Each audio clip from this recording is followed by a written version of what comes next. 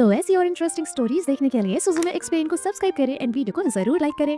Story की शुरुआत में हम जीजी को देखते हैं जो कि कमरे में मिस्टर लू का वेट कर रही होती है और वो काफी ज्यादा नर्वस फील कर रही होती है।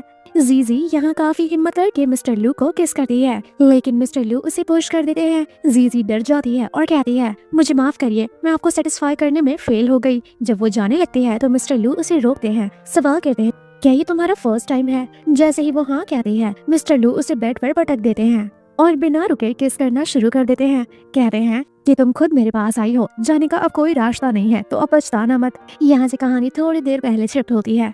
जीजी को उसकी जॉब से निकाल दिया जाता है और वो भीख मांग रही होती है कि उसके साथ ऐसा ना किया जाए। जीजी की माँ हॉस्पिटल में है, काफी बीमार है। अगर उसने टाइम पर बिल्स नहीं भरे तो इसकी मम्मा की मेडिकेशन रोक दी जाएगी, इसीलिए ये जॉब नहीं खोना चाहती। क्रू मैनेजर कहता है कि तुमने मिस्टर शू को ऑफेंड करा है, अब तुम्हें सिर्फ मिस्टर लू ही बचा सकते हैं। और तभी मिस्टर लू यहाँ रोल्स रॉयस में आ जाते हैं। मिस्टर लू का असिस्टेंट उन्हें कहता है कि सर, आपने जैसा कहा था, हमने वैसी लड़कियां आपके लिए ढूंढ कर लाई है, आप जाकर उनके साथ मजे कर सकते हैं। ये सुनते ही जीजी जाती है मिस्टर लू के पास और कहती है कि एक बार मुझे देख लीजिए, मैं बिल्कुल neat and clean and virgin हूँ। और बस इसी तरह से ये मिस्टर लू के कमरे तक आई। थोड़ी देर बाद जीजी सुनते हैं मिस्टर लू यूचेन को असिस्टेंट से बात करते हुए। मिस्टर लू कह रहे होते हैं कि तुमने जो भी लड़कियां ढूंढी हैं वो कुछ खास नहीं है, तो इसलिए और लड़कियां ढूंढते रहो, मैं बैकअप के लिए यूज करूंगा। ये सब सुनकर जीजी कहती है कि ये कैसा हो गया है इतने सालों में, पहले तो ये ऐसा बिल्कुल नहीं था। ये सुनकर पता चलता है कि शायद जीजी इसे बहुत पहले से जानती है। मिस्टर लू जीजी के पास आते हैं और कहते हैं, तुम कैसी हो? क्या अभी भी तुम्हें पेन हो रहा है? अगर ऐसा है तो चलो हॉस्पिटल चेकअप के लिए चलते हैं। लेकिन ये मना करती है। मिस्टर लू कहते हैं, देखो, मैं कोई रिस्क नहीं लेना चाहता, मैं नहीं चाहता कि कुछ महीने बाद तुम अपना बच्चा लेकर आओ और मुझे परेशान करो। ये सुनकर जीजी सोचती है कि इसे लगता है कि मैं इसके पीछे पड़ जाऊंगी। जीजी कहती है, चिंता मत करो, मैं दवा खा लूंगी और ऐसा कुछ भी नहीं होने वाला है, तुम अभी के लिए मुझे पैसे दे दो। इशारा करके ये बताती है 5, लेकिन मिस्टर लू को लगता है कि ये 5 मिलियन मांग रही है। मिस्टर लू कहता है, मेरे साथ रहो, तुम्हें जितने पैसे चाहिए मैं उतना दूंगा। जीजी कहती है, मुझे 5 मिलियन नहीं बल्कि 50,000 चाहिए। ये सुनकर मिस्टर लू कहते हैं, मैं 50,000 नहीं दे सकता, ये बहुत ही छोटी रकम है। जीजी कहती है, प्लीज मुझे 50,000 दे दीजिए, उससे ज्यादा मुझे कुछ नहीं चाहिए। ऐसा कहकर ये यहाँ से भाग जाती है और अपना ID कार्ड यहीं छोड़ जाती है। अगले दिन जीजी को हम हॉस्टल में देखते हैं। कह रही होती है कि वो इतना बड़ा CEO है और उसने अभी तक 50,000 नहीं भेजे, कहीं ऐसा तो नहीं कि वो भूल गया हो। लेकिन तभी हम देखते हैं कि मिस्टर लू तो जीजी के कॉलेज के बाहर आ चुके होते हैं। इस खबर की वजह से जीजी की रूममेट्स पागल होने लग जाती हैं कि मिस्टर लू यहाँ क्या करने आए हैं, कहीं ऐसा तो नहीं कि उनकी गर्लफ्रेंड हमारे कॉलेज में ही पढ़ती हो। आपस में रूममेट बात कर रही होती हैं कि मिस्टर लू की बहुत सारी गर्लफ्रेंड्स रह चुकी हैं और तो और वो कितनी लड़कियों के शुगर डैडी भी रह चुके हैं, क्या पता अभी भी होंगे। ये सब सुनकर जीजी कहती है कि इतनी गर्लफ्रेंड्स बनाने का टाइम है, लेकिन मेरा 50,000 भेजने का टाइम नहीं है, जरूर ये लड़कियों के साथ बिजी होगा। इसीलिए मैसेज डाल देती है कि प्लीज सर, आप मेरे 50,000 भेज दीजिए, मुझे बहुत ही अर्जेंटली जरूरत है। मिस्टर लू जीजी की ID कार्ड की फोटो भेजते हैं कि तुम्हारी ID कार्ड देने के लिए मैं तुम्हारे कॉलेज के बाहर खड़ा हूँ, ID कार्ड ले जाओ और साथ ही साथ पैसे भी ले जाओ। नेक्स्ट सीन में हम लिली को देखते हैं कि वो मास्क और टोपी लगा कर आती है मिस्टर लू से मिलने के लिए। मिस्टर लू कहते हैं, क्या मुझसे मिलना इतना ज्यादा एम्बैरेसिंग है कि तुम मुझे यहाँ बुलाई हो? और कहीं ऐसा तो नहीं कि ऐसी सुनसान जगह पर बुलाकर तुम कुछ रोमांटिक करना चाहती हो? ऐसा बोलकर वो किस करना शुरू कर देते हैं, लेकिन जीजी मिस्टर लू को थप्पड़ मार देती है। मिस्टर लू कहते हैं, आज तक कभी भी मुझे किसी ने थप्पड़ नहीं मारा। मिस्टर लू कहते हैं कि तुम इतनी सीधी सादी होने का नाटक क्यों कर रही हो? कल रात तुम अपनी मर्जी से मेरे पास आई थी, तुम्हें थी ना पहले जो मुझे सेड्यूस करने की कोशिश कर रही थी, लेकिन हमारा डील कल रात में ही खत्म हो गया, मुझे पैसे दीजिए और मैं यहाँ से जाऊँ। ये सवाल करता है, तो फिर तुम मुझे इतनी सुनसान जगह पर क्यों बुलाई? जीजी कहती है, क्योंकि मैं नहीं चाहती थी कि मेरे कॉलेज में फालतू के रूमर्स फैले कि मैं पैसों के लिए रिच लड़कों के साथ घूमती हूँ। मिस्टर लू कहते हैं, मैं लास्ट टाइम पूछ रहा हूँ, क्या सच में तुम्हें ये डील खत्म करनी है? और जीजी हाँ कह देती है। मिस्टर लू इसे कार्ड देते हैं और कहते हैं कि इसमें पैसे हैं, आइंदा से अपना शक्ल मुझे कभी मत दिखाना। मिस्टर लू जीजी को ID कार्ड भी दे देते हैं और फिर यहाँ से वो चले जाते हैं। जीजी अपने आप से कहती है, होश में आओ, अब वो मेरा क्रश नहीं है, जो भी चीजें थी वो चीजें बीत चुकी हैं, अब वो बहुत बदल गया है। नेक्स्ट सीन में जी मिस्टर लू को मैसेज करती है कि अपने हेल्थ का ख्याल रखिएगा और ज्यादा फिजिकल रिलेशनशिप में इन्वॉल्व होने की जरूरत नहीं है, नहीं तो आपकी हेल्थ इफेक्ट हो सकती है। मिस्टर लू सोचते हैं कि कल रात मैंने कोई गड़बड़ कर दी क्या, वो वर्जिन थी, इसीलिए मैं थोड़ा जेंटल बिहेव कर रहा था। कहीं ऐसा तो नहीं कि वो मुझे इनकेपेबल समझती है। जब ये मैसेज करते हैं तो पता चलता है कि उसने फॉरएवर के लिए बाय कहकर ब्लॉक कर दिया है। मिस्टर लू फ्रस्ट्रेट होकर कहते हैं कि ये लड़की मुझे ब्लॉक कैसे कर सकती है। नेक्स्ट सीन में जी सोच रही होती है कि मिस्टर लू ने मुझे 5 लाख दिए हैं, कोई नहीं, मैं इन पैसों को सेव करके रखूंगी, क्या पता मम्मा के ट्रीटमेंट में इमरजेंसी में काम आ जाए, और बाकी जो भी पैसे बचेंगे मैं उन्हें रिटर्न कर दूंगी। जिसके बाद ये अपने मॉम से मिलने के लिए आती है। जी रोते हुए कहती है, मम्मा मुझे आपकी बहुत याद आ रही है। जी रोते हुए मॉम से सवाल करती है कि आपने मुझे अभी तक नहीं बताया कि हमारी सू फैमिली बैंकरप्ट क्यों हो गई और अचानक से डैड का एक्सीडेंट कैसे हो गया। जल्दी से होश में आकर मेरे सारे सवालों का जवाब दीजिए। दूसरी तरफ मिस्टर लू जो कि क्लब में होते हैं, यहाँ एक लड़की आकर उन्हें अप्रोच करती है, लेकिन मिस्टर लू को गुस्सा आ जाता है। यहाँ उनका दोस्त कहता है मिस्टर लू को बिल्कुल पसंद नहीं कि कोई स्ट्रेंज लड़की आकर इन्हें अप्रोच करे। इन्हें तो ऐसा भी नहीं पसंद कि वो लड़की ज्यादा मेकअप करके रखे या फिर ज्यादा परफ्यूम लगा कर रखे। दूसरा दोस्त कहता है मैं तो शुरू से देख रहा हूँ कि मिस्टर लू को तो प्योर लड़की पसंद है। तभी हम जीजी को देखते हैं जो कि यहाँ ड्रिंक सर्व करने के लिए आती है। उसने इस बार में नया नया काम पकड़ा है ताकि वो पैसे कमा कर सेविंग कर सके। मिस्टर लू का दोस्त कहता है मिस्टर लू से कि देखो वो लड़की बहुत ही इनोसेंट और प्योर लग रही है, तुम्हें उस पर ट्राई करना चाहिए। जी जब यहाँ आकर ड्रिंक सर्व करती है तो एक आदमी जी को जबरदस्ती ड्रिंक करने के लिए फोर्स करता है। वो मना करती है। मना करने के चक्कर में वो उस इंसान को थप्पड़ भी मार देती है, जिसके बदले में वो भी उसे मारने ही वाला होता है कि तभी मिस्टर लू आते हैं और जी को प्रोटेक्ट करते हैं। बदले में वो उस आदमी को ढेर सारी ड्रिंक पिलाते हैं और उसे यहाँ से बाहर फेंकने के लिए कहते हैं। जी को काफी एम्बैरेस फील होता है। वो थैंक यू बोलकर यहाँ से भागने लग जाती है, लेकिन तभी मिस्टर लू इसे जबरदस्ती पकड़कर एक साइड लेकर आते हैं और यहाँ फोर्सफुली किस करने लग जाते हैं। लेकिन आज जी दूसरा थप्पड़ भी मार देती है। मिस्टर लू तो सोचते ही रह जाते हैं कि जिंदगी में पहली दफा किसी ने मुझे 2 थप्पड़ मारा है। जी कहते हैं मुझे माफ कर दीजिए, लेकिन आज जो कुछ भी हुआ मैं उसके लिए आपका शुक्रिया करना चाहती हूँ। प्लीज आज के बाद हम लोग दोबारा कभी नहीं मिलेंगे। मिस्टर लू कहते हैं कि मेरे साथ रहने में तुम्हें प्रॉब्लम है, लेकिन बाद में ड्रिंक सर्व करने से कोई प्रॉब्लम नहीं है। अगर आज मैं नहीं होता तो तुम्हारे साथ क्या हो सकता था तुम्हें अंदाजा भी नहीं है। जी कहती है कि मुझे और पैसे कमाने हैं तो मुझे करना पड़ेगा। मिस्टर लू कहते हैं कि मैंने तुम्हें 5 मिलियन दिया है। ये कहती है लेकिन मुझे और पैसों की जरूरत है क्योंकि फ्यूचर में कितना लग जाए हॉस्पिटल में मुझे खुद नहीं पता। मिस्टर लू कहते हैं कि मैं हेल्प करूंगा, तुम मेरे साथ रहो, तुम्हें कितने पैसे चाहिए, लेकिन ये साथ रहने से मना कर देती है। मिस्टर लू कहते हैं जो चीज तुम एक बार कर चुकी हो वो दोबारा करने में तुम्हें क्या प्रॉब्लम है। ये सुनते ही जी की आंखों से आंसू आने लग जाता है। मिस्टर लू कह देते हैं क्या तुम ऐसे ही लोगों को पटाती हो, तुम्हारा तरीका काफी ज्यादा अलग है। मेरे जैसे मिस्टर लू को तुमने अपने पीछे पागल ही कर दिया है और बदले में 2 थप्पड़ भी मार दिया है। ये सुनकर जी याद करती है कॉलेज टाइम में कि वो मिस्टर लू को प्रपोज करना की कोशिश करती है, लेकिन वो कभी कर ही नहीं पाती। मनी मन में वो कहती है कि मेरी जिंदगी में सिर्फ एक ही लड़का था और वो थे तुम्हारे अलावा आज तक किसी ने मेरे लाइफ में एंट्री नहीं लिया है। फाइनली यहाँ मिस्टर लू कहते हैं कि मैंने तुम्हें बहुत फोर्स कर लिया, आई थिंक मैं गलत कर रहा हूँ। मिस्टर लू इसे काफी शांति से समझाते हैं कि फ्यूचर में कोई भी प्रॉब्लम हो तो तुम मेरे पास आ सकती हो, तुम्हें कोई भी पार्ट टाइम जॉब चाहिए तो तुम मुझसे पूछ सकती हो, लेकिन अपनी मर्जी से कहीं पर भी आना जाना मत, क्योंकि दुनिया बहुत ही खराब है। जी बिना कोई जवाब दिए यहाँ से चली जाती है, जो कि मिस्टर लू को बिल्कुल अच्छा नहीं लगता। वेल नेक्स्ट सीन में जी को हम देखते हैं जो कि एक बच्चे को डांस सिखाने का काम कर रही होती है। मनी मन में ये सोचती है कि बाहर में काम करने से कई गुना ज्यादा सेफ है कि मैं डांस टीचर का काम कर लूं। लेकिन तभी मिस्टर लू को हम देखते हैं जो कि चोरी छुपे जी को देख रहे होते हैं। असिस्टेंट कहता है कि ये काफी अच्छा डांस सिखाती हैं, उन्हें पता ही नहीं है कि वो आपकी नीश को ही डांस सिखा रही हैं। असिस्टेंट कहता है आप हमेशा आते हैं, इसे डांस सिखाते हुए देखते हैं और यहाँ से चले जाते हैं, आप कभी जाकर उससे बात क्यों नहीं करते। मिस्टर लू कहते हैं कि अगर वो मुझे यहाँ देख लेगी तो वो ये जॉब छोड़ देगी। दूसरे दिन जी आती है डॉक्टर से मिलने के लिए और सवाल करती है कि मम्मा कैसी हैं। डॉक्टर कहते हैं कि इस बार के ऑपरेशन से हमने आपकी मॉम को बचा लिया, लेकिन ये ज्यादा लंबे टाइम तक नहीं टिकने वाला, हमें उनका किडनी ट्रांसप्लांट करना होगा और हम डोनर का इंतजार कर रहे हैं। जीजी कहती है आप मेरी किडनी ले लीजिए। डॉक्टर कहते हैं कि आपकी किडनी लेने से पहले हमें चेकअप करना होगा, क्योंकि रिलेटिव्स के किडनी मिल जाए ये बहुत ही रेयर होता है। डॉक्टर ये तो कह देते हैं कि 1 मिलियन जितना खर्च आने वाला है, तो पैसों के मामले में आप प्रिपेयर्ड रहिएगा।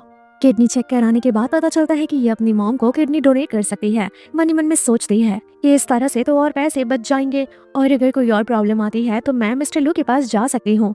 दूसरे दिन हम देखते हैं मिस्टर लू के पास कॉल आता है कि जीजी कहीं मिल नहीं रही और वो नीश को डांस सिखाने के लिए भी नहीं आई थी। ये सुनकर मिस्टर लू तो परेशान हो जाते हैं और उसे स्टॉक करना शुरू करते हैं। तभी दूसरी तरफ हम जीजी को देखते हैं जो कि किडनैप हो चुकी होती है। हमें पता चलता है कि इसके सीनियर ने इस पिरामिड स्कीम में इसे बेच डाला है। यहाँ पर लोग इसे मारेंगे, परेशान करेंगे और भीख मांगने के लिए बेच डालेंगे। जी खुला हुआ दरवाजा देखती है और भागने की कोशिश करती है, लेकिन ये लोग उसे देख लेते हैं और उसे फॉलो करना शुरू कर देते हैं। दूसरी तरफ मिस्टर लू जो कि जी को ढूंढते हुए आ रहे होते हैं। दूसरी तरफ जी जो कि भागने की कोशिश करती है, लेकिन ये पूरा का पूरा एरिया ही स्कैमर से भरा हुआ होता है और वो कहीं बचकर नहीं जा पाती। इस स्कीम का लीडर इसे पकड़ लेता है और कहता है तुम्हारी हिम्मत कैसे हुई यहाँ से भागने की, अब हम लोग तुम्हारे दोनों पैर तोड़ देंगे जिससे तुम भागने के भी काबिल नहीं रहोगी। जीजी रो रो कर भीख मांगती है कि प्लीज मुझे जाने दो, मेरी मॉम हॉस्पिटल में है, मुझे वहाँ जाना है, बहुत ही जरूरी है, मेरे बिना वो मर जाएंगी, प्लीज मुझ पर थोड़ी तो दया दिखाओ। लेकिन ये आदमी कहता है कि मैं कोई चैरिटी वाला नहीं हूँ जो मैं तुम पर दया दिखाऊं, तुम्हारी मॉम मरे या जिए मुझे उनसे क्या ही लेना देना है। ये गुंडे इसका पैर तोड़ने से पहले इसके साथ जबरदस्ती करने की कोशिश करते हैं। जी बेचारी चिल्ला रही होती है मदद के लिए, लेकिन तभी यहाँ मिस्टर लू आ जाते हैं। यहाँ आकर वो सभी लोगों को मारते हैं और जी को बचाते हैं। जी लू यू चैन को देखकर रोने लग जाती है। मिस्टर लू उसे चुप कराते हैं कि अब रो मत, मैं आ गया हूँ, तुम्हें कुछ नहीं होगा। जी यहाँ काफी गुस्से में भी होती है, इसीलिए वो यहाँ सारे गुंडों के मेन पॉइंट पर मारकर उनकी जिंदगी बर्बाद कर देती है। जिसके बाद मिस्टर लू जी को हॉस्पिटल लेकर आते हैं। डॉक्टर कहते हैं कि आपको इनके खाने पीने का ख्याल रखना होगा क्योंकि ये लड़की अंदर से काफी कमजोर हो गई है। जी सवाल कहती है कि तुम्हें कैसे पता चला कि मैं कहाँ हूँ। मिस्टर लू कहते हैं कि तुम्हारे फोन का लोकेशन ऑन था। ये कहती है कि हाँ, इमरजेंसी में मैंने ऑन कर दिया था। जी मिस्टर लू को दोबारा से थैंक यू कहते हैं तो मिस्टर लू कहते हैं सिर्फ थैंक यू से काम नहीं चलेगा। जिसके बाद वो जी को किस करने लग जाते हैं। रात के वक्त हम देखते हैं कि दोनों लोग टाइम स्पेंड करने के लिए साथ में आए हुए होते हैं। जी मिस्टर लू यू चैन को हक करके कहती है कि आपने मेरी मॉम के हॉस्पिटल का सारा बिल पे कर दिया है, उनके लिए केयर टेकर भी हायर करा है, इन सभी चीजों के लिए बहुत बहुत शुक्रिया। मिस्टर लू कहते हैं कि तुम्हें नहीं लगता कि ये सब करके मैं तुम्हारा फायदा उठाना चाहता हूँ। लेकिन जी कहती है कि नहीं, इसे फायदा उठाना नहीं कहते हैं, तुम मेरी इतनी ज्यादा हेल्प कर रहे हो, अगर उस वक्त नहीं आते तो शायद आज मैं जिंदा भी नहीं होती। मेरी मॉम के लिए तुमने इतना कुछ करा है तो मैं बदले में तुम्हारे लिए इतना तो कर ही सकती हूँ। ये लोग रोमांस कंटिन्यू करने की कोशिश करते हैं, लेकिन तभी मिस्टर लू कहते हैं मैं चाहता हूँ कि तुम रेस्ट करो, ये सब हम बाद में भी कर सकते हैं। जी सोचने लगती है कि ये बंदा इतना भी बुरा नहीं है। अगले दिन हम देखते हैं कि जीजी अपना सारा सामान पैक कर रही होती है। दोस्त सवाल करती है कि तुम ये सब कुछ पैक क्यों कर रही हो। तभी वो फ्लैशबैक में दिखाया जाता है कि मिस्टर लू उसे अपनी जगह पर शिफ्ट होने के लिए कह चुके होते हैं। जीजी अपने दोस्त से बहाना मारते हुए कहती है कि मम्मा के ट्रीटमेंट की वजह से मुझे बहुत दूर तक सफर करना पड़ता है, इसीलिए मैं उधर ही हॉस्पिटल के आसपास रहूंगी। जीजी जब बाहर निकलती है तो कॉलेज का एक लड़का उसे प्रपोज करने लग जाता है। ये देखकर मिस्टर लू को अंदर ही अंदर जलन हो रही होती है और वो अपने कार का हॉर्न बजाने लग जाते हैं, जिस वजह से जीजी उसका प्रपोजल रिजेक्ट करके आ जाती है। मिस्टर लू गुस्से में होते हैं और अचानक से वो जीजी को पकड़कर किस करने लग जाते हैं। मिस्टर लू इसे एक डील देते हैं कि जब तक तुम मेरे साथ हो तुम किसी भी लड़के के साथ इन्वॉल्व नहीं होगी, इवन कि तुम किसी लड़के से बात तक नहीं करोगी। जी कहती है मैं कॉलेज में हूँ, मैं ये चीज कैसे कर सकती हूँ, नॉर्मल कन्वर्सेशन तो होगा ही। मिस्टर लू कहते हैं मुझे नहीं पता, तुम्हें लड़कों को अवॉइड करना है। फाइनली जी इस बात को एक्सेप्ट कर लेती है और कहती है ठीक है, मैं लड़कों को अवॉइड करूंगी, लेकिन आप भी आज के बाद कभी भी अपनी कार कैंपस में नहीं लेकर आओगे। मिस्टर लू कहते हैं ठीक है, लेकिन मैं नहीं आऊंगा तो मैं अपने असिस्टेंट को भेजूंगा ताकि वो तुम्हें पिक कर सके। स्टोरी रात में शिफ्ट होती है। मिस्टर लू जी से कह रहे होते हैं कि आओ मेरे पैरों पर बैठो।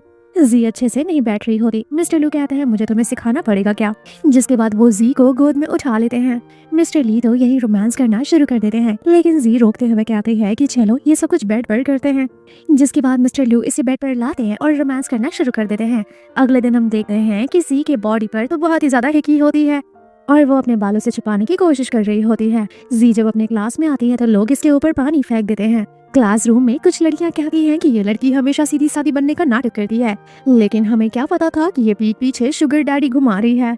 और तभी मेंग्याओ उठकर आती है और कहती है कि ये देखो तुम्हारी करामात रिकॉर्ड हो चुकी है, बताओ भला ये लग्जरियस कार किसकी है। जी मनी मन में सोच रही होती है कि कहीं ऐसा तो नहीं कि मेंग्याओ समझ गई हो कि ये मिस्टर लू की कार है, लेकिन मेंग्याओ की बातों से पता चलता है कि उसे नहीं पता कि ये कार किसकी है। जिसके बाद जी कहती है कि ये मेरी लाइफ है, मैं कुछ भी करूँ तुम्हें क्या लेना देना। मेंग्याओ कहती है हाँ मुझे कोई लेना देना नहीं है, लेकिन जिस हिसाब से तुम कॉलेज में प्रिंसेस बनी घूम रही हो, एकदम सीधी सादी डांसिंग क्वीन, लोगों को तुम्हारी सच्चाई पता चलनी चाहिए कि तुम कितनी बड़ी शेमलेस गर्ल हो। सब लोग तुम्हें कितना अच्छा समझते हैं। अगर तुम यही रेपुटेशन बना कर रखोगी तो एक दिन तुम हमारे कैंपस की क्वीन बन जाओगी, लेकिन तुम्हारी डार्क रियलिटी तो किसी को नहीं पता। जी कहती है कि तुम ऐसी बातें नहीं बोल सकती, अभी भी तुम्हारे पास पुख्ता प्रूफ नहीं है। तभी यहाँ पर मास्टर आ जाते हैं। सभी लोग जाकर अपने अपने सीट पर बैठ जाते हैं। मास्टर जी से कहते हैं कि जाओ कपड़े चेंज करके वापस से क्लास में आओ। और मैं यहाँ जो कि सोच रही होती है कि मुझे तुम्हें बदनाम करना ही होगा, क्योंकि इस बार कैंपस की क्वीन मुझे बनना है।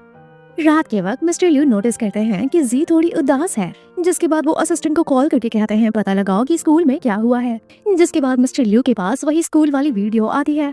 मिस्टर लिू को पता चलता है कि इन सब के पीछे मेंग याओ का हाथ है। वो स्कूल में जी की इंसल्ट करवाना चाहती है और वो ये रूमर फैला रही है कि जी किसी शुगर डैडी के साथ रहती है पैसों के लिए। ये सब कुछ देखकर मिस्टर लिू जी के पास आते हैं और सवाल करते हैं कि आज जो कुछ भी हुआ तुमने मुझे बताया क्यों नहीं। जी कहती है वो लोग जो कुछ भी बोल रहे हैं सच ही तो बोल रहे हैं, और वैसे भी मेंग याओ तो आपकी गर्लफ्रेंड है ना।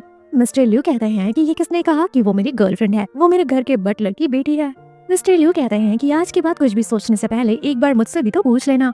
जी कहती है इसका मतलब तुम्हारी कोई गर्लफ्रेंड नहीं है। मिस्टर लिू कहते हैं तुम्हारे सिवा मेरी जिंदगी में अभी कोई नहीं है। जी कहती है तो फिर मुझसे एक वादा करो, फ्यूचर में अगर किसी भी लड़की के साथ इन्वॉल्व हुए तो मुझे बता देना, मैं शांति से चली जाऊंगी। मिस्टर लिू कहते हैं कि तुम बहुत ज्यादा सोचती हो। ये कहकर वो उसे किस करने लग जाते हैं। अगले दिन जी की दोस्त उसे बताती है कि ये देखो मेंग याओ की इंसल्ट पूरे स्कूल में हुई है और तो और स्कूल वालों ने पोस्ट करा है कि वो पब्लिकली माफी मांगे। तभी मेंग याओ यहाँ आ जाती है। जी की दोस्त मेंग याओ से कहती है कि तुम तो यहाँ माफी मांगने आई होगी। मेंग याओ कहती है माफी, वो भी इस लड़की से, बिल्कुल भी पॉसिबल नहीं है। तभी मास्टर जियान यहाँ आ जाते हैं और कहते हैं माफी तो तुम्हें मांगनी पड़ेगी। मास्टर जियान सभी के सामने जीजी को कजन कहते हैं। ये देखकर ये लड़कियां हैरान हो जाती हैं कि ये मास्टर जियान की कजन है। जीजी की दोस्त कहती है कि जियान तो मिस्टर लू के काफी क्लोज फ्रेंड है, तुम्हारा बैकग्राउंड तो सच में काफी ज्यादा स्ट्रॉन्ग है। तभी मेंग्यान कहती है कि ब्रदर जियांग तुम मेरे साथ ऐसा नहीं कर सकते, मुझे पता है कि तुम मुझे डरा रहे हो। जियांग कहता है कि देखो हम लोग इतने भी ज्यादा क्लोज नहीं है, इतना ज्यादा फेवर लेने की कोई जरूरत नहीं है। जियांग कहता है कि ब्रदर लू ने तुम्हारी बहुत नौटंकी झेल ली, तुम हमेशा नाटक करती हो उनकी गर्लफ्रेंड होने का। हम लोगों ने सिर्फ तुम्हें बटलर मेंग की वजह से छोड़ रखा था, क्योंकि मिस्टर लू अपने बटलर की बहुत रिस्पेक्ट करते हैं। अगर ये सब कुछ दोबारा होता है तो बटलर के साथ साथ हम तुम्हें भी घर से बाहर निकाल कर फेंक देंगे। यहाँ लड़कियाँ कहती हैं कि देखो देखो ये लड़की कितना नाटक करती है, लेकिन ये तो बटलर की बेटी निकली। हमें तो लगता था कि ये मिस्टर लू की गर्लफ्रेंड है। मेंग याओ मिस्टर जियांग से माफी मांगती है कि मैं ये सब कुछ दोबारा नहीं करूंगी, लेकिन मिस्टर जियांग कहते हैं मुझसे माफी मांगकर कुछ नहीं होगा, माफी मांगना है तो जी से मांगो। मेंग याओ फटाफट जी से माफी मांगना शुरू कर देती है।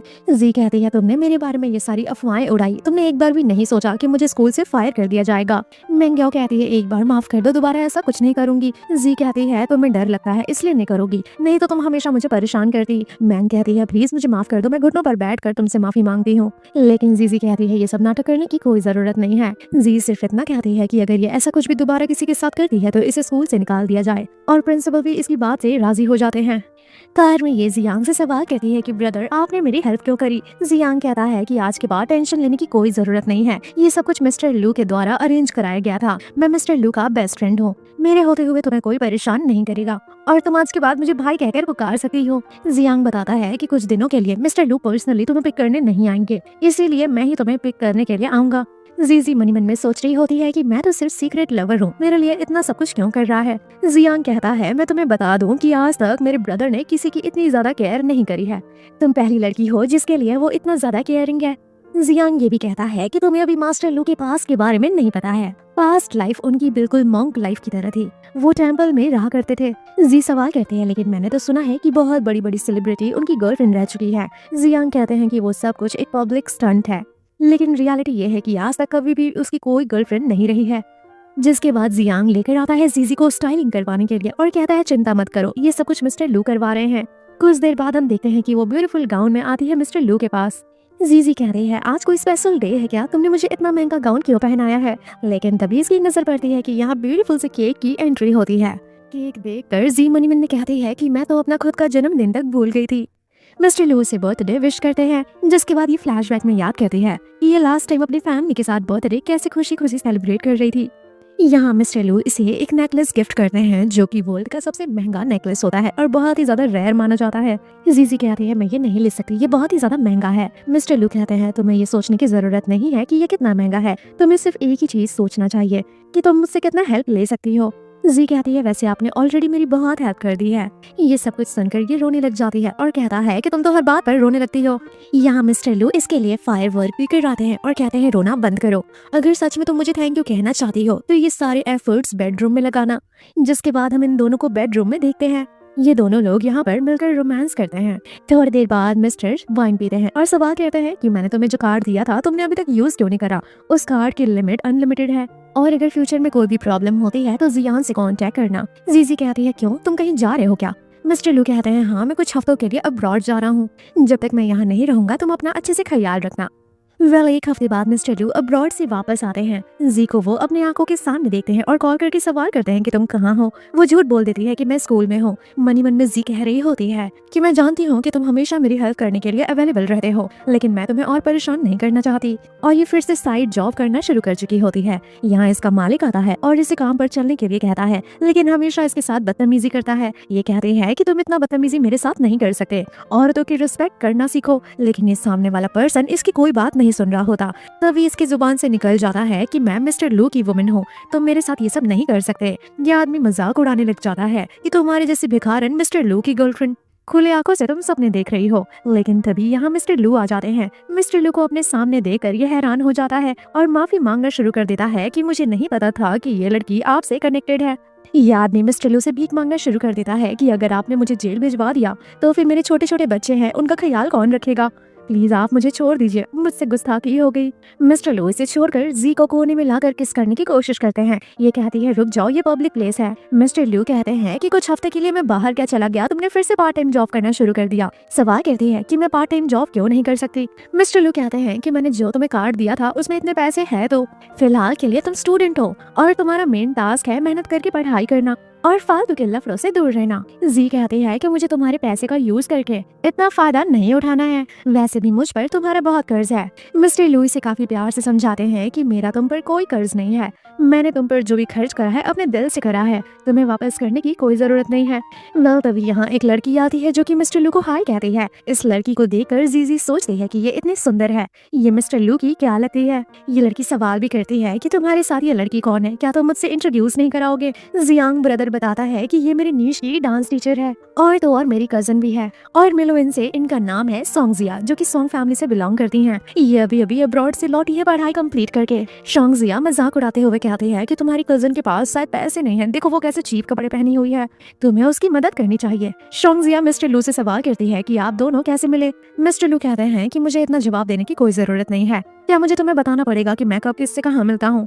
शेंगजिया मिस्टर लू को डिनर के लिए पूछती है क्योंकि वो बहुत टाइम बाद आई हुई होती है, और तो और वो जीजी को भी ज्वाइन करने के लिए कहती है। जी कहती है मुझे माफ करना, मैं आज बहुत बिजी हूँ। ऐसा कहकर वो चली जाती है। जी मनी मन में सोचती है कि उन दोनों का स्टैंडर्ड काफी ज्यादा सेम है, वो दोनों एक दूसरे के लिए परफेक्ट है, तो फिर मुझे उनके बीच में नहीं आना चाहिए। मिस्टर लू जीजी के पीछे पीछे आ जाते हैं। जी कहती है कि तुम उसके साथ डिनर नहीं करोगे क्या। मिस्टर लू कहता है मैं उसके साथ भला क्यों जाऊंगा। मिस्टर लू कहते हैं कि आज तुम्हें ज्यादा प्रोटीन वाला खाना खाना चाहिए क्योंकि मैं तुम्हें पनिशमेंट देने वाला हूँ और तुम झेल नहीं पाओगी। जिसके बाद मिस्टर लू इसे कमरे में लेकर आ जाते हैं और अचानक से किस करना शुरू कर देते हैं। गोद में उठाकर सोफे पर लेटाते हैं और किस करते हैं, लेकिन तभी अचानक से कहती है कि मैं पीरियड्स में हूँ। मिस्टर लू कहते हैं मैं जान रहा हूँ कि तुम झूठ बोल रही हो। जी कहती है नहीं नहीं, मैं सच बोल रही हूँ और मेरे पेट में भी दर्द है।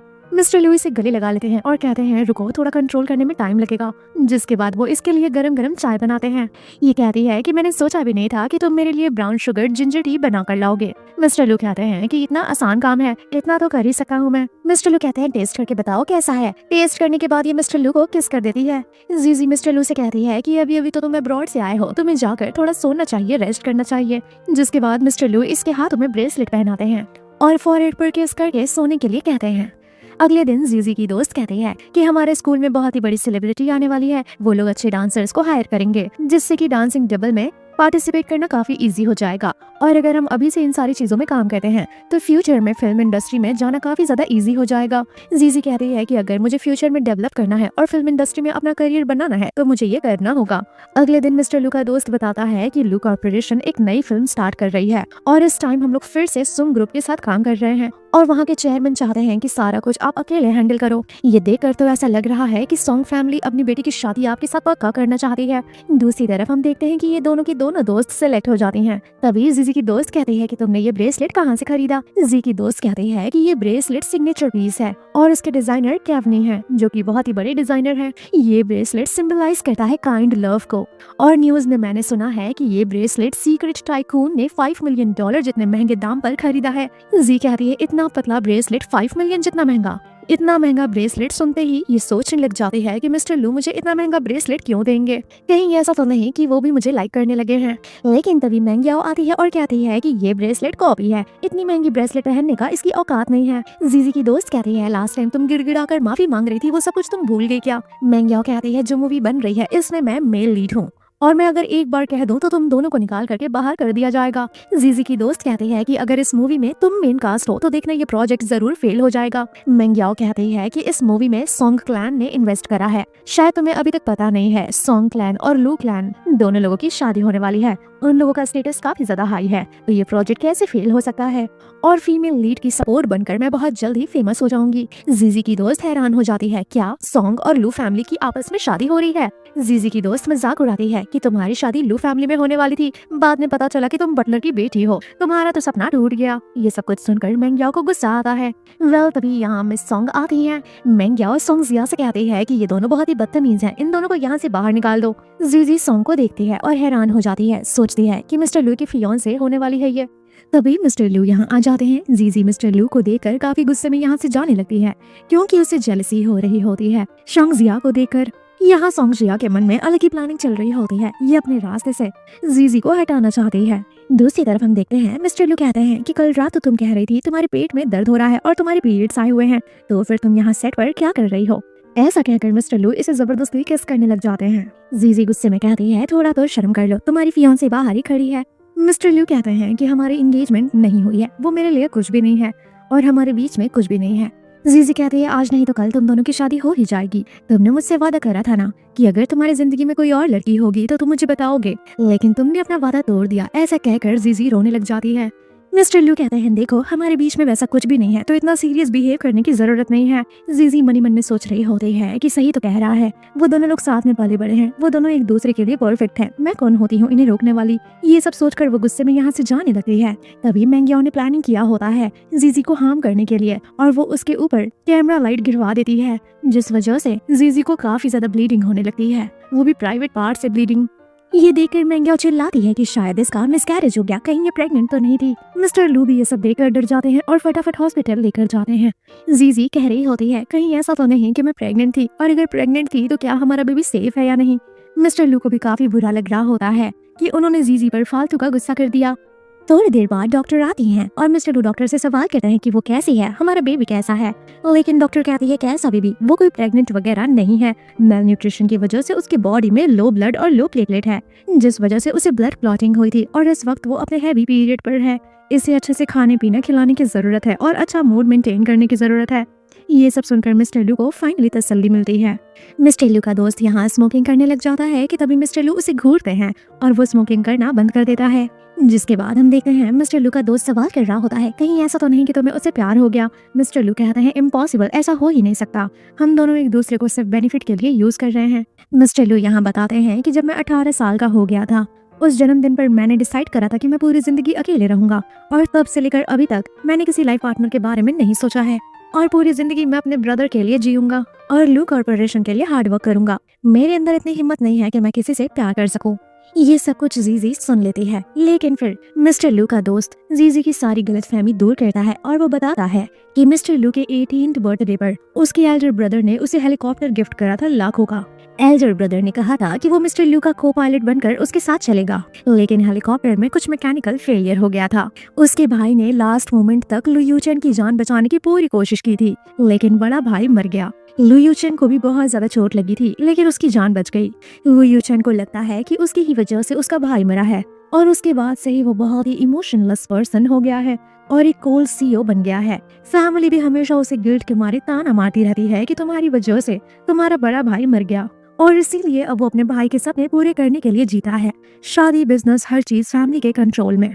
जीजी को जब ये सब पता चलता है तो वो समझ जाती है कि वो क्यों इतना ज्यादा कोल्ड है, क्यों वो इतना ज्यादा इमोशनल नहीं हो पाता और क्यों उसकी फैमिली हमेशा उसे कंट्रोल करती रहती है। तभी यहाँ मिस्टर लू आ जाते हैं और कहते हैं तुम यहाँ क्या कर रही हो और तुम लोग क्या बातचीत कर रहे हो। जीजी कहती है कि ये हमारे बीच सीक्रेट रहेगा। मिस्टर लू कहते हैं ओहो, मेरे से सीक्रेट रखना। यहाँ वो उसके लिए टिफिन लाया हुआ होता है, लेकिन जीजी कहती है कि मुझे सोना है, मैं बहुत ज्यादा थक गई हूँ, उठने के बाद मैं खा लूंगी। ऐसा कहकर वो मिस्टर लू को किस करती है।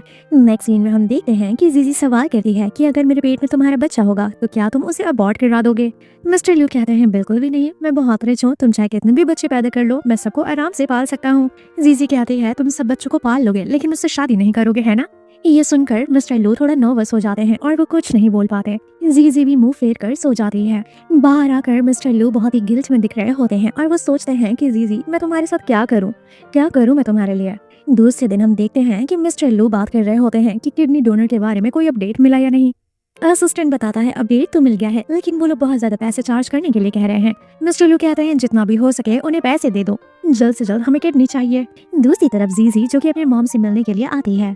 तभी यहाँ पर वही इंसान आता है जो कि जीजी को परेशान कर रहा था। कहता है कि यो को किसी ने ले लिया है, प्लीज मुझे माफ कर दीजिए, वो मेरी एक ही बेटी है, प्लीज उसकी जान बचा लीजिए। ये कहती है मैं उस लड़की को माफ नहीं कर सकती। अंकल कहते हैं कि वो थोड़ा कंफ्यूज हो गई थी, वो आपको हर्ट नहीं करना चाहती थी, अगर वो जेल चली गई तो उसकी जिंदगी बर्बाद हो जाएगी। जीजी कहती है मेरा क्या, मेरे बारे में वो जो उल्टी सीधी अफवाहें उड़ा रही थी। तभी यहाँ मिस्टर लू आ जाते हैं और कहते हैं वो माफ नहीं करेगी, निकल जाओ यहाँ से। यहाँ जीजी काफी ज्यादा हैरान होती है कि मिस्टर लू ने मेंग्याओ को जेल भिजवा दिया, लेकिन वो शोंगजिया का क्या होगा, वो तो इसकी फियांसे है। ये मनी मन में सोच रही होती है क्या ये शोंगजिया के साथ कुछ करेगा या नहीं। यहाँ मिस्टर लू अचानक से सवाल करते हैं क्या तुम मुझे पसंद करती हो, तो ये कह देती है नहीं, लेकिन ये नहीं कहना चाह रही होती है। मिस्टर लू भी कहते हैं कि चलो ठीक है, फिर अच्छा होगा कि तुम मुझे लाइक ना ही करो। तभी हम देखते हैं कि सोंगजिया अपने ब्रदर के साथ यहाँ आती है जीजी से मिलने के लिए, लेकिन कहती है कि मैं नहीं जा रही उससे मिलने, मेरा बिल्कुल भी मन नहीं है, तुम मेरे भाई हो, आखिर किस काम के हो, ये फ्लावर लेकर जाओ और मेरा काम कर दो। दूसरी तरफ जीजी जो कि ये सोच कर रो रही होती है कि मिस्टर लू चाहते हैं कि ये उन्हें लाइक ना करे। तभी यहाँ सोंगजिया का ब्रदर आ जाता है और आंसू पोंछने के लिए नैपकिन देता है। ये सवाल करता है कि तुम प्रॉब्लम में लग रही हो, क्या मैं तुम्हारी कोई हेल्प कर सकता हूँ। जीजी कहती है थैंक यू सो मच कि आप यहाँ अपने पेशेंट से मिलने के लिए आए हैं। तो ये रूम नंबर बताता है, तो ये कहती है कि उसी के पास मेरा भी रूम है, चलिए मैं ले चलती हूँ। लेकिन तभी जीजी को कॉल आता है और पता चलता है कि डोनर मिल गया है। ये कहती है माफ करिएगा, मैं नेक्स्ट टाइम मिलती हूँ। ऐसा कहकर यहाँ से चली जाती है। शोंगजिया का ब्रदर तो सोच रहा होता है कि मैंने इतनी सुंदर लड़की का नाम तक नहीं पूछा। दूसरी तरफ जीजी जो कि खुश हो रही होती है क्योंकि डॉक्टर का कहना होता है कि उसकी माँ बहुत जल्द ही ठीक हो जाएंगी और घर भी जा सकेंगी। खुशी खुशी यहाँ से जा रही होती है कि तभी इसकी मुलाकात मिस्टर लू के मॉम से हो जाती है। मॉम उसे घर लाकर समझाती हैं कि देखो तुम दोनों एक दूसरे के लिए बिल्कुल भी परफेक्ट नहीं हो, मैं चाहती हूँ कि तुम उसका पीछा छोड़ दो। मैं जानती हूँ कि मेरा बेटा फिलहाल के लिए तुम्हें पसंद करता है, लेकिन जिस दिन उसका मन भर गया वो तुम्हें छोड़ देगा। इससे बेहतर होगा कि पहले तुम ही उसे छोड़ दो। बहुत जल्द मेरे बेटे की एंगेजमेंट होने वाली है, मैं नहीं चाहती कि फालतू के कोई भी अफवाहें उड़े। जिसके बाद हम देखते हैं मिस्टर लू आते हैं घर पर और अपने मॉम को कहते हैं कि आपको उसे घर लाने की क्या जरूरत थी और आपने उसे क्या क्या बोला है। मॉम कहती है मैंने वही बोला है जो मुझे बोलना चाहिए था। इस बार मिस्टर लू को काफी गुस्सा आ जाता है और वो कह देते हैं कि आज के बाद आप मेरे मामले में इंटरफेयर नहीं करेंगी। जिसके बाद मिस्टर लू आते हैं जीजी के पास और उससे सॉरी कहते हैं कि माफ करना अगर मॉम ने तुम्हें कुछ ज्यादा ही बोल दिया हो तो। ये कहती है नहीं, मॉम ने इतना भी कुछ गलत नहीं बोला। जिसके बाद वो कहती है कि देखो आज मैंने तुम्हारे लिए बहुत कुछ बनाया है। जिसके बाद ये अपने हाथों से मिस्टर लू को खिलाती है। मिस्टर लू कहते हैं कि मेरी एंगेजमेंट अगले ही महीने है, मम्मा ने तुम्हें ऐसा बोला है ना। ये कहती है हाँ मुझे पता है, चिंता मत करो, मैं यहाँ से चली जाऊंगी। मिस्टर लू काफी इमोशनल हो जाते हैं, कहते हैं कि मेरे साथ 1 महीने और रुक जाओ और ये रोते हुए कहती है कि चिंता मत करो, जब तक तुम बोलोगे तब तक मैं रुकी रहूंगी। मिस्टर लू भी इसे रोते हुए सॉरी कहते हैं। अगले दिन हम देखते हैं कि मिस्टर लू की एंगेजमेंट की बातचीत चल रही होती है और दूसरी तरफ जीजी की मॉम का ऑपरेशन हो चुका होता है और वो काफी खुश होती है। रात के वक्त दोनों लोग साथ में टाइम स्पेंड करते हैं। मिस्टर लू जी के लिए पूरा का पूरा डांस थिएटर खरीद चुके होते हैं और कहते हैं कि ये तुम्हारा सपना था ना, अब तुम चाहे जो भी फिल्म इंडस्ट्री में कर सकती हो, तुम्हारे पास भी अब एक पावर और एक पर्सनल थिएटर है। ये कहती है मुझे इतना कुछ नहीं चाहिए था। तो ये पूछता है कि तो फिर तुम्हें क्या चाहिए था। ये कहती है पहले प्रॉमिस करो कि तुम वो मुझे दे सकोगे। ये प्रॉमिस करता है और ये कहती है कि मेरे साथ डोंगचंग घूमने चलो। जिसके बाद ये दोनों लोग डोंगचंग घूमने के लिए आते हैं और यहाँ खूब एंजॉय करते हैं, साथ में गेम्स खेलते हैं और आइसक्रीम खाते हैं। जिसके बाद रात में ये दोनों लोग रोमांस करते हैं। ये लोग एक दुकान की तरफ से गुजर रहे होते हैं जहाँ पर ब्राइडल ड्रेस मिल रही होती है। मिस्टर ली कहते हैं, क्या तुम्हें वो ड्रेस चाहिए? तो ये कहती है नहीं, लेकिन मनी मन में इसे वो ड्रेस चाहिए होता है। मिस्टर लू यहाँ से कहते हैं कि मुझे कुछ काम है, मैं आता हूँ। और ये उसी स्टोर में जाकर कहते हैं कि इस दुकान की सबसे महंगी ब्राइडल ड्रेस मुझे चाहिए। लेकिन तभी इन्हें यहाँ इनकी फियोंसे मिल जाती है। फियोंसे बिना मतलब का चिपकने लग जाती है और कहती है, ये ड्रेस तुम मेरे लिए खरीद रहे हो ना। और तभी इन दोनों को ऐसे बात करते हुए जीजी देख लेती है। जीजी को लगता है कि ये मुझसे झूठ बोलकर अपने फियोंसे से मिलने आया था। मिसअंडरस्टैंडिंग क्रिएट हो जाती है और ये गुस्से में यहाँ से जाने लगती है। मिस्टर लू कहते हैं, क्या तुम्हें जेलसी हो रही है? तो ये कहती है, मैं तुम्हें लाइक तक नहीं करती तो मुझे जेलसी क्यों होगी? मिस्टर लू कहते हैं, तुम मुझे लाइक नहीं करती तो किससे लाइक करती हो? मिस्टर लू काफी ज्यादा गुस्से में आ जाते हैं और वो फिर से फोर्सफुली रोमांस करने लग जाते हैं। ये रोने लग जाती है और फाइनली कहती है कि हम दोनों को अलग हो जाना चाहिए, ब्रेकअप के लिए कह देती है। मिस्टर लू सॉरी कहते हैं, लेकिन इस बार ये माफ नहीं करती और कहती है कि मैं कल चली जाऊंगी। जी ये भी कहती है कि मेंग्या जो कुछ भी कर रही थी सोंगजिया के इशारों पर कर रही थी। तुमने मेंग्याओ को जेल भिजवा दिया लेकिन सोंगजिया के साथ कुछ नहीं करा। तुम उसके साथ एंगेजमेंट करने वाले हो। ये कहता है, मुझे क्या करना चाहिए? तो ये कहती है, अगर एंगेजमेंट तोड़ सकते हो तो तोड़ दो। लेकिन मिस्टर लू कुछ नहीं कह पाते, यानी कि वो एंगेजमेंट नहीं तोड़ सकते। जिसके बाद ये भी कहती है कि ठीक है, मुझे मेरा जवाब मिल गया। अगले दिन हम देखते हैं कि मिस्टर लू ऑफिस में काफी ज्यादा परेशान होते हैं और वो अपना फोन छोड़कर चले जाते हैं। लेकिन तभी ये फोन सोंगजिया कहती है कि मैं उसे पहुंचा दूंगी, ये फोन मुझे दे दो। दूसरी तरफ हम देखते हैं कि जीजी की मॉम ठीक हो चुकी होती हैं और कहती है कि तुम्हारा मुंह इतना लटका हुआ क्यों है? क्या तुम्हारी बॉयफ्रेंड से लड़ाई हुई है? अगर ऐसी बात है तो उससे बात कर लो एक बार जाने से पहले।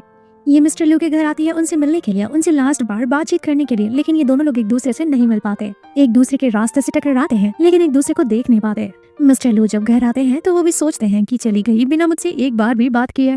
ये आती है उसके कंपनी मिलने के लिए, लेकिन ये लोग इसे अंदर एंटर नहीं करने देते। और तभी सोंगजिया कंपनी से बाहर निकल कर आती है और इसे अंदर आने के लिए मना कर देती है। जीजी को ये सब देखकर काफी बुरा लगता है। मिस्टर लू के नंबर पर जीजी कॉल करती है, लेकिन ये फोन सोंगजिया के पास होता है तो वो कॉल कट कर देती है। जीजी को काफी बुरा लगता है कि ये लास्ट टाइम मुझसे बात तक नहीं करना चाहता। दूसरी तरफ मिस्टर लू को रियलाइज होता है कि उनका फोन उनके पास नहीं है। लेकिन तभी दरवाजे पर सोंगजिया आ जाती है फोन लेकर। मिस्टर लू कहते हैं, क्या मेरे फोन पर किसी का कॉल आया था? तो ये कहती है, तुम्हारा फोन गिर गया था और खराब हो गया है, आई थिंक तुम्हें नया फोन ले लेना चाहिए। जिसके बाद रात भर मिस्टर लू रिग्रेट में बैठे हुए होते हैं और स्मोकिंग करते हैं। और दूसरी तरफ हम जीजी को देखते हैं जो कि रोड पर अकेले चल रही होती है और ये सोच रही होती है कि आखिरी दफा बात करना या मिलना भी गवारा नहीं समझा उसने। रात भर ये बैठे बैठे रोती है और सोचती है, क्या सच में हमारा ब्रेकअप हो गया? क्या सच में हम दोबारा कभी नहीं मिलेंगे?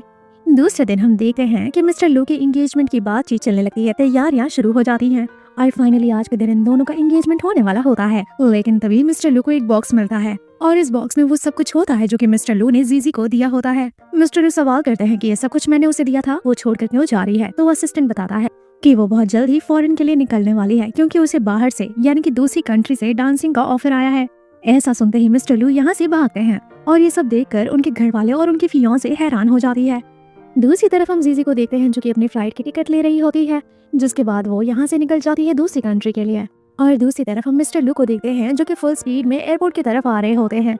यहाँ आते ही वो फ्लाइट का नंबर पूछते हैं कि वो कौन से फ्लाइट से निकलने वाली है। यहाँ असिस्टेंट बताती है कि फ्लाइट नंबर है 7711। तभी टीवी पर न्यूज आता है कि 7711 टेक ऑफ कर चुकी थी, लेकिन थोड़ी ही देर में वो क्रैश हो गई, यानी कि उसमें बैठे हुए सारे पैसेंजर्स की मौत हो गई है। ये न्यूज सुनते ही मिस्टर लू पागल होने लग जाते हैं और वो एयरपोर्ट पर ही पागलों की तरह बिहेव करने लग जाते हैं। यहाँ रोते रोते मिस्टर लू को खून की उल्टियाँ होने लग जाती है। रात के वक्त मिस्टर लू का असिस्टेंट एक डायरी ढूंढ कर लाता है जिसमें जीजी अपनी सारी मन की बातें लिखा करती थी। ये डायरी पढ़कर समझ में आता है कि वो मिस्टर लू से कितना प्यार करती थी। मिस्टर लू को काफी ज्यादा रिग्रेट होता है। वो अपने आप को गालियां देते हैं, अपने आप को थप्पड़ मारते हैं और कहते हैं कि मैं मर क्यों नहीं जाता। ऐसी रिग्रेट भरी जिंदगी जीने से अच्छा है कि मुझे मर जाना चाहिए। तभी दूसरा दोस्त आता है और कहता है कि वो यहाँ से जाने से पहले तुम्हें 8 कॉल्स करा था। वो ऑफिस भी आई थी तुमसे मिलने के लिए और वो विला पर भी आई थी तुम्हें देखने के लिए, लेकिन तुम उसे उस दिन कहीं नहीं मिले। ये सब सुनकर मिस्टर लू को फिर से खून की उल्टियाँ होती है, जिस वजह से मिस्टर लू काफी बीमार हो जाते हैं और हॉस्पिटल में एडमिट हो जाते हैं। जैसे ही उन्हें होश आता है वो दोबारा फिर से चिल्लाने लग जाते हैं कि जीजी कहाँ है, मुझे उसके पास जाना है। चिल्लाते चिल्लाते वो दोबारा बेहोश हो जाते हैं। लेकिन तभी दूसरी तरफ हम जीजी और जीजी के मॉम को देखते हैं। यहाँ जीजी की मॉम बताती हैं कि बेटा तुम्हें क्या हो गया था? तुमने टिकट रजिस्टर करवाने के बाद तुम तुरंत बेहोश हो गई। तुम्हें पता है मैं कितना ज्यादा डर गई, यानी कि ये लोग फ्लाइट में बैठे ही नहीं थे। मॉम कहती हैं कि हमारी किस्मत भी देखो, अच्छा हुआ तुम बेहोश हो गई। अगर हम उस फ्लाइट से जाते तो आज हम दोनों मर चुके होते, क्योंकि वो फ्लाइट क्रैश हो गई और उसमें बैठे हुए सारे पैसेंजर्स मर गए। तभी यहाँ सोंगजिया का ब्रदर आता है फ्लावर्स लेकर और आते ही कहता है कि तुम मुझे भाई बुलाओगी। तो ये हैरान हो जाती है और कहती है मैं तुम्हें भाई क्यों पुकारूंगी। वेल तभी दूसरी तरफ हम देखते हैं कि मिस्टर लू के दोनों दोस्त काफी परेशान होते हैं कि वो इतने दिन से न खाना खा रहा है न होश में आ रहा है, कहीं ये मरवर न जाए। दूसरी तरफ हम मिस्टर लू को देखते हैं जो कि वेडिंग ड्रेस लेकर बैठे हुए होते हैं और काफी रिग्रेट में होते हैं। यहाँ उनकी फैमिली भी आती है, उन्हें होश में लाने की कोशिश करती है, उन्हें खूब सुनाती है कि तुम एक लड़की के पीछे कितना परेशान हो रहे हो। लेकिन मिस्टर लू के सर के ऊपर से पानी जा चुका होता है और वो कहते हैं कि मेरे जिंदगी में इंटरफेयर करना बंद कर दो आप लोग। और तो और वो सॉन्ग की बच्ची, मैं उसे नहीं छोड़ूंगा, वो जेल जाकर रहेगी। उनके साथ हमारी कंपनीज का जो भी अटैचमेंट है वो सब कुछ मैं खत्म करने वाला हूँ और उन्हें ब्लैकलिस्टेड करने वाला हूँ। मॉम कहती हैं अगर तुम उसके साथ शादी करोगे तो तुम्हारा करियर और भी ज्यादा ब्राइट हो जाएगा, क्योंकि उसके डैड की कंपनी भी काफी अच्छी है। ये कहता है कि मुझे अपना फ्यूचर ब्राइट करने आता है, इतने साल से मैं अकेले मेहनत कर रहा हूँ शोंग जिया के बगैर, तो आज वो आकर मेरी जिंदगी में ऐसा क्या बदलाव ला देगी। और जब मेरा भाई मर गया था, जैसे ही ये अपने भाई का बात बोलता है वैसे ही डैड बोलते हैं कि भाई को बीच में लाना बंद करो, तुम्हारा भाई तुम्हारे ही वजह से मरा है, हम पर कभी जिंदगी में ब्लेम मत डालना। ये कहता है वही तो बात है, जिस दिन मेरा भाई मरा उस दिन से ही मैंने अपने आप को आप लोगों के हवाले सरेंडर कर दिया। मैंने अपनी आत्मा ही बेच डाली लू फैमिली के लिए, और इतने सालों तक आप लोगों ने मुझे अपने हाथों पर नचाया है। डैड इससे बात करके परेशान हो जाते हैं, वो समझ जाते हैं कि इससे बात करना बेकार है और वो यहाँ से चले जाते हैं। दूसरी तरफ हम देखते हैं कि सॉन्ग फैमिली के साथ बैठी हुई होती है लू फैमिली। यहाँ ये लोग आपस में बात कर रहे होते हैं कि अभी अभी वो सदमे में गया है, कुछ दिन में बाहर आ जाएगा। लेकिन तभी हम देखते हैं कि मिस्टर लू यहाँ आते हैं सबूत लेकर सॉन्ग के खिलाफ, और वो ये प्रूव कर देते हैं कि ये कितनी बड़ी नागिन है और ये लोगों की जान तक ले सकती है। ये चिल्लाना शुरू कर देती है कि ये सारे प्रूफ फेक हैं। डैड कहते हैं कि ये फोटोज दिखाकर तुम साबित क्या करना चाहते हो, तुम दोनों को शादी करनी ही पड़ेगी, बचपन में ही डिसाइड हो गया था। ये कहता है कि ये फोटो फेक हो चाहे असली हो, मैं ये शादी तोड़ने आया हूँ, और वो इस फोटो के बलबूते नहीं बल्कि इसलिए क्योंकि मुझे इस लड़की के साथ रहना ही नहीं है। डैड यहाँ हार्ट अटैक का नाटक करते हैं। वेल तभी पीछे से हम देखते हैं जीजी जो कि एक ब्यूटीफुल गाउन में उतरती है। मिस्टर लू उसे गाउन में उतरता हुआ देखकर शॉक्ड हो जाते हैं। वेल तभी यहाँ लू यूचेन के डैड कहते हैं कि वेल मैं आप लोगों को आज किसी से इंट्रोड्यूस कराने वाला हूँ, मेरी दूसरी बेटी सू शिंगजी से। यहाँ पता चलता है कि शोंग जिया रियल बेटी नहीं है बल्कि शू जीजी रियल बेटी है। यहाँ सॉन्ग को मन ही मन में काफी गुस्सा आ रहा होता है कि उसके डैड ने ये सब कुछ रिवील क्यों करा। पता चलता है कि शोंग जिया के जो डैड होते हैं वो दूसरी शादी अफेयर करते हैं, तब शोंग जिया पैदा होती है। शोंग जिया के डैड कहते हैं कि आप सभी लोग सोच रहे होंगे कि मेरी सेकंड डॉटर कहाँ से आ गई। दरअसल ये बात है कि बहुत पहले की बात है कि मुझे ड्रग दे दिया गया था और मैं काफी ज्यादा नशे में था। उस रात में एक औरत के साथ रोमांस कर लिया, जबरदस्ती कर लिया, जिसके बाद पैदा हुई श्रीजीजी। अंकल कहते हैं कि इतने सालों तक मैंने इन लोगों को एक्सेप्ट नहीं किया क्योंकि मुझे लगता था कि शायद इन लोगों ने मुझे फ्रेम किया है, फंसाया है। लेकिन मुझे बाद में पता चला कि दरअसल उन लोगों को भी किसी ने फंसाया था और ये सब कुछ जाने अनजाने में हो गया, और मैं अपनी इतनी प्यारी बेटी को भी इग्नोर थोड़ी ना कर सकता था। तभी यहाँ अंकल की वाइफ आ जाती है और वो गुस्सा करने लग जाती है कि तुम इस लड़की को कैसे अपनी बेटी के तौर पर एक्सेप्ट कर सकते हो। वो लेडी आती है इस पर हाथ उठाने के लिए, तभी मिस्टर जू आकर उसे बचा लेते हैं। ये मिस्टर लू का फेस देखकर सोचती है कि इसका फेस ऐसा कैसे हो गया है, ऐसा लग रहा है दिन रात से ये सोया ही नहीं है। मिस्टर लू सवाल करते हैं कि तुम इतने दिनों तक कहाँ थी। यहाँ शोंग जिया भी चिल्लाकर कहती है कि डैड आप इसे अपनी बेटी के तौर पर एक्सेप्ट नहीं कर सकते, इसे इस घर से निकालिए। लेकिन डैड उसे उल्टा थप्पड़ मारते हैं और औकात में रहने के लिए कहते हैं। दूसरी तरफ मिस्टर लू तो जीजी को लिपट जाते हैं और उसे छोड़ ही नहीं रहे होते। वो कहती है यहाँ पूरी फैमिली है, छोड़ो मुझे। जिसके बाद वो मिस्टर लू को ऊपर कमरे में लेकर जाती है। ऊपर कमरे में लाकर ये मिस्टर लू के ऊपर काफी गुस्सा करती है और कहती है कि तुम आज मुझे गले क्यों लिपट रहे हो, तुम तो मुझसे पीछा छुड़ा रहे थे ना। मिस्टर लू इसे समझाने की काफी कोशिश करते हैं लेकिन ये इनकी कोई बात सुनने के लिए तैयार ही नहीं होती। तभी दरवाजे पर आ जाता है शोंग जिया का ब्रदर। उसकी आवाज सुनते ही मिस्टर लू इसे पकड़ लेते हैं और जबरदस्ती किस करने लग जाते हैं, लेकिन कैसे तैसे करके ये इन्हें रूम से बाहर निकालती है और वो ब्रदर इसे रूम से बाहर निकलता हुआ देख लेता है, जिस वजह से उसे काफी गुस्सा आता है। ये बेचारी यहाँ रोने लग जाती है। फ्लैशबैक में हम देखते हैं कि मॉमी से पूरी कहानी बताती हैं कि बहुत पहले की बात है। सॉन्ग फैमिली यानी कि मिस्टर सॉन्ग ने मेरे साथ जबरदस्ती करा था, जिसके बाद मेरे पेट में तुम पड़ गई थी और तुम उसी की बेटी हो। लेकिन फिर उसने कभी भी मुझे एक्सेप्ट नहीं करा, हमेशा मुझे रिजेक्ट करा, जिसके बाद मेरी शादी तुम्हारे डैड से हो गई थी। तुम्हारे डैड अच्छा खासा बिजनेस संभाल रहे थे और उनका नाम काफी चर्चे में था। हम तीनों लोग काफी हैप्पीली लाइफ जी रहे थे, लेकिन तभी सॉन्ग फैमिली ने तुम्हारे डैड को टारगेट करना शुरू करा और उन्होंने तुम्हारी डैड की जान ले ली ताकि वो बिजनेस में तुम्हारे डैड से आगे निकल सके। उन्होंने मेरा भी एक्सीडेंट करा दिया था। ये सब कुछ सुनकर बेचारी जीजी बहुत ही ज्यादा रोती है। वेल अगले दिन हम देखते हैं कि इसकी मॉम मिल नहीं रही होती है, तो ये आती है अपने डैड के पास सवाल करने कि मेरी मॉम कहाँ है। तो ये मिस्टर सॉन्ग कहते हैं कि तुम्हारी मॉम को रिकवरी के लिए मैंने माउंटेन पर भेज दिया है, चिंता मत करो, रिकवर होकर वो वापस आ जाएंगी। मिस्टर सॉन्ग कहते हैं तुम्हें पता है तुम बिल्कुल अपनी मॉम की तरह लगती हो, जब तुम्हारी मम्मी एकदम नौजवान थी तो वो एकदम तुम्हारी तरह खूबसूरत थी। वेल अगले दिन एक बहुत ही बड़ी चैरिटी डिनर पार्टी होती है और मिस्टर सॉन्ग इसे वहाँ आने के लिए कहते हैं, लेकिन जो शोंगजिया होती है पार्टी में इसकी इंसल्ट करती है। इस बार शोंगजिया के डैड उसकी इंसल्ट कर देते हैं और वो सभी के सामने जीजी को प्रोटेक्ट करते हैं। उसे वो कमरे में लाते हैं, उसे सॉरी भी कहते हैं, लेकिन तभी अचानक से वो इसके साथ जबरदस्ती करने की कोशिश करने लग जाते हैं। जैसा सेम इन्होंने इसकी माँ के साथ करा था वैसा ही ये अपनी ही बेटी के साथ करने की कोशिश कर रहे हैं, जिससे ये पता चलता है कि मिस्टर सॉन्ग कितने बदतमीज इंसान है। तब यहाँ पर जियांग मिंगयान आ जाता है इसे बचाने के लिए, लेकिन हम देखते हैं कि जीजी इन्हें छोड़ने का बिल्कुल भी डिसाइड नहीं करती और वो ये खबर पुलिस में दे देती है, जिसके बाद मिस्टर सॉन्ग की जिंदगी पूरी तरह से खत्म होने वाली होती है, जिसके बाद उन्हें जेल ले जाया जाता है। आज के बाद ये मन ही मन में डिसाइड कर ली होती है सॉन्ग फैमिली को पूरी तरह से बर्बाद करने के लिए। जब ये सारी बात मिस्टर लिू को पता चलती है तो वो यहाँ आते हैं और जीजी को हक करते हैं, जिसके बाद मिस्टर लिू जीजी को अपने घर लेकर आते हैं। लेकिन ये घर देखकर जीजी को वो सारे फ्लैशबैक याद आने लगते हैं। वो अपने कपड़े खोलने लग जाती है और कहती है तुम यहाँ लाकर मेरे साथ यही सब तो करते हो। वो किस करना शुरू कर देती है, लेकिन इस बार मिस्टर लिू कहते हैं कि नहीं, मुझे ये सब नहीं करना है, और आज वो अपना लव इसे कन्फेस करते हैं। लेकिन ये रोते हुए बताते हैं कि ये कितने टाइम से इसे प्यार करते हुए आई है, बल्कि स्कूल टाइम से ही सिर्फ इससे ही प्यार करा है और जिंदगी भर मिस्टर लू ने इसे हर्ट करा है, इग्नोर करा है, इसे बिट्रेल करा है। ये सब बोलकर वो चली जाती है, जिसके बाद मिस्टर लू को रियलाइज होता है कि उन्होंने जाने अनजाने में बेचारी को कितना हर्ट कर दिया है। नेक्स्ट सीन में जीजी जाती है सॉन्गजिया के मॉम के पास पता लगाने के लिए पास्ट की बातें। यहाँ उसे पता चलता है कि उसके डैड की कंपनी बर्बाद करने में सिर्फ और सिर्फ सॉन्ग फैमिली ही नहीं बल्कि लू फैमिली भी इन्वॉल्व थी। जिसके बाद हम देखते हैं कि यहाँ मिस्टर लू आते हैं और वो कहते हैं कि जीजी कहाँ है। आंटी कहती हैं कि मुझे पता था कि तुम यहाँ जरूर आओगे।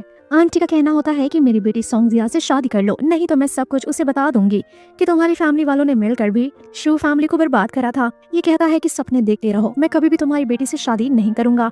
और तभी पीछे से हम देखते हैं जीजी निकल कर आती है, कहती है तुम्हें कोई जरूरत नहीं है शादी करने की, लेकिन अच्छा हुआ कि मुझे पता चल गया कि मेरी फैमिली को बर्बाद करने में सॉन्ग फैमिली के साथ साथ तुम्हारी फैमिली भी थी। मिस्टर लू कहते हैं देखो मुझे नहीं पता था ये सब, मुझे फिलहाल में ही पता चला है, मैं तुझसे छुपाना नहीं चाहता था, मैं तो तुम्हें बताना ही चाहता था, लेकिन मैं कैसे बताता, तुम मुझे गलत समझ रही हो। ये बिना कोई जवाब सवाल किए यहाँ से चली जाती है। जब ये लोग यहाँ से निकल रहे होते हैं तभी हम देखते हैं कि यहाँ मिस्टर सॉन्ग आते हैं, जीजी की मम्मा के गले पर छुरा लगाकर कहते हैं। यहाँ हमें पता चलता है कि मिस्टर सॉन्ग फिर से जीजी के मॉम के पीछे पड़ गए हैं। उनका कहना है कि मैं शोंगजिया के मॉम से शादी करके बहुत ही ज्यादा पछता रहा हूँ, ऐसी चुड़ैल ने मेरी जिंदगी बर्बाद कर दी है, अगर मैं जीजी की मॉम से शादी करता तो आज कितना खुश रहता।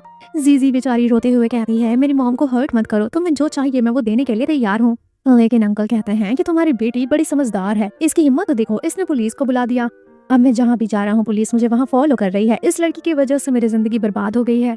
ये ऑलमोस्ट इसकी मॉम को मारने ही वाला होता है, लेकिन जीजी अपनी मॉम को बचाती है और मिस्टर लू उसको धक्का मारते हैं और तभी यहाँ पुलिस आ जाती है, जिसके बाद वो मिस्टर सॉन्ग को उठा ले जाती है। सीन यहाँ से थोड़े दिन आगे शिफ्ट होती है और जीजी को हम काफी खुश देखते हैं। ये आसमान में देखकर अपने डैड से कह रही होती है कि फाइनली मिस्टर सॉन्ग को मौत की सजा मिल गई, उन्होंने बहुत कुछ बर्बाद करा हमारी जिंदगी में, मेरे डैड, हमारा कंपनी, हमारी फैमिली और मेरी मॉम, मुझसे सब कुछ छीन लिया। वेल तभी यहाँ पर इसका ब्रदर आता है और ये इसे सॉरी कहता है देखो मैं अपने डैड के जितना बुरा नहीं हूँ, लेकिन मैं तुमसे माफी मांगना चाहता हूँ। ये कहती है ठीक है तुम्हारी कोई गलती नहीं है, लेकिन मैं तुम लोगों के साथ कांटेक्ट नहीं रखना चाहती। ये कहता है ठीक है कोई बात नहीं, लेकिन अगर फ्यूचर में कोई तकलीफ हो तो तुम मेरी हेल्प ले सकती हो। यहाँ से ये जाने वाली होती है तभी इसकी मुलाकात हो जाती है मिस्टर लू से। मिस्टर लू इसे रोकते हैं और कहते हैं क्या तुम मुझे कभी भी माफ नहीं करोगी। जीजी कहती है कि मुझे तुमसे बात नहीं करना, मेरे डैड की बैंकरप्सी में तुम्हारे डैड का भी हाथ है, मैं तुम्हारे साथ नहीं रहना चाहती, मैं अपने डैड को शर्मिंदा नहीं करना चाहती, तो आज के बाद हम कभी भी नहीं मिलेंगे। मिस्टर लू कहते हैं ठीक है अगर छोड़कर जा रही हो तो जाओ, लेकिन ये बताओ कि तुम अकेले क्या करोगी, अपना ख्याल कैसे रखोगी। ये कहती है मैं अपना डांस कंटिन्यू करूंगी और कोई अच्छा सा पार्टनर ढूंढकर सेटल डाउन हो जाऊंगी। जीजी यहाँ आखिरी दफा मिस्टर लू को प्रपोज करती है और गाल पर किस करती है और हमेशा के लिए गुड बाय कहती है। नेक्स्ट डे हम देखते हैं जीजी अपनी मॉम के साथ कंट्री छोड़कर जा रही होती है, लेकिन जीजी की मॉम सब समझ रही होती हैं और वो इसे समझाती हैं कि इन सब चीजों में मिस्टर लू की कोई गलती नहीं है, जो भी करा था उसके डैड ने करा था, तुम इसकी सजा उनकी बेटी को क्यों दे रही हो, जो बेचारा बचपन से ही इतना सब कुछ झेलते आया है, वो तुम्हारा प्यार डिजर्व करता है और तुम उसे डिजर्व करती हो, तो जाओ और अपने प्यार को पूरा करो, क्योंकि इसमें उसकी कोई गलती नहीं है। ये लोग यहाँ से चले जाते हैं और तभी मिस्टर लू आते हैं और इन्हें जाता हुआ देखकर खूब रोने लग जाते हैं। घर आकर वो बहुत स्मोकिंग करते हैं और बहुत ही डिप्रेस्ड बैठे हुए होते हैं। तभी कमरे में से निकल कर आती है जीजी, जो कि ब्राइडल ड्रेस पहनी हुई होती है। मिस्टर लू को लगता है शायद वो सपना देख रहे हैं। ये सवाल करती है, क्या मैं सुंदर लग रही हूँ? तो वो कहते हैं, हाँ तुम सुंदर लग रही हो, कहीं ये कोई सपना तो नहीं? मिस्टर लू डायरेक्टली बिना कुछ बोले इसे हक कर लेते हैं। ये कहती है, मैंने सुना है कि तुमने ये वेडिंग ड्रेस मेरे लिए खरीदा था और हमेशा इस ड्रेस को हक करके तुम रोते थे। इतना सब कुछ पता चलने के बाद मैं तुम्हें कैसे छोड़कर जा सकती हूँ? मिस्टर लू इसे किस करना शुरू कर देते हैं और किस करते ही जाते हैं। कहानी कुछ दिन आगे की तरफ शिफ्ट होती है और हम देखते हैं कि जीजी बहुत ही बड़ी डांसर बन चुकी होती है और वो बहुत ही बड़ा चैंपियनशिप जीत चुकी होती है। यहाँ उसे एक लड़का प्रपोज करता है, तभी मिस्टर लू भी फ्लावर लेकर आ जाते हैं और उस बंदे को एक किनारे कर देते हैं। यहाँ जीजी मिस्टर लू का प्रपोजल एक्सेप्ट करती है, लेकिन तभी जीजी कहती है कि एक सीक्रेट तुम्हें शेयर करना है। मिस्टर लू का हाथ पकड़कर वो अपने बेली पर रखती है, जो कि ये इंडिकेट करता है कि ये प्रेग्नेंट है। मिस्टर लू इसे तुरंत हक कर लेते हैं और वो काफी खुश होते हैं, जिसके बाद ये दोनों एक दूसरे को किस करते हैं और बस इसी के साथ इस कहानी की हैप्पी एंडिंग हो जाती है। तो हम मिलते हैं आपसे अगली वीडियो में, तब तक के लिए take care, bye bye and thank you for watching.